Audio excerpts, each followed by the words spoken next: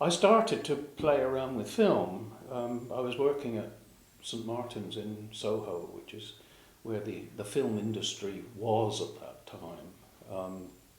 And when I went into the college in the mornings, there were often cans of 16mm film that were lying around the place in the dustbins and on the streets. And I started to pick this stuff up, and there was a projector at the college, and I was viewing some of it. And then I saved some sections, made cut-ups, rather like a kind of Burroughs type thing, and sometimes ran them through bits into a bin and take them out and did cut-ups. And then I actually put together a film where I shot material of a light bulb.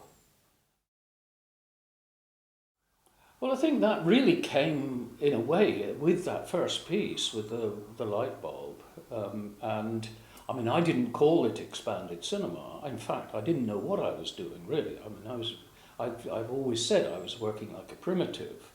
And I wanted to get something, I think, much more to do with the condition of the presence of the work, the condition of the presence, and something that was working with what I saw as ideas that related much more to the contemporary world.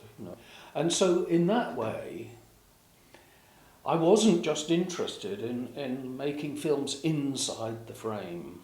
I was interested in the way that they came out into the space. They came to me specifically from Jasper Johns and Robert Rauschenberg. Rauschenberg, I liked the way that, in a way, he was doing montage with photographic images. Right, I was very influenced by that because, as a painter, I wasn't making paintings like that, but I liked his work as a painter very much. And then the other big influence for me was jazz and improvisation, particularly Ornette Coleman and Dizzy Gillespie. A lot of the early things were to do with kind of montaging mixes. I've always liked the blend between music and recorded sound. I've always liked that. I've always been interested in the kind of structure of the sound, like in the loop in Reign of the Vampire, for example, which is then a similar kind of thing that Brian Eno does on Berlin Horse.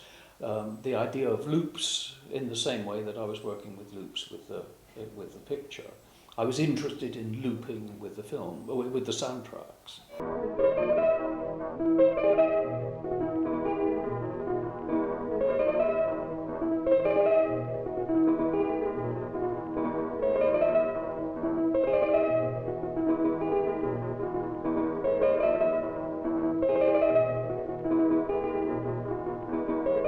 Then I got interested in, when I did the digital work, I was interested in writing a program for the digital works, like Digital Still Life and Arbitrary Logic, where the sound was generated by the same program as was generating the changes in the film. It wasn't a separate program. So the number systems that I was using for generating color changes and tempo changes and so on, I used the same number system for generating the sound through a MIDI synthesizer.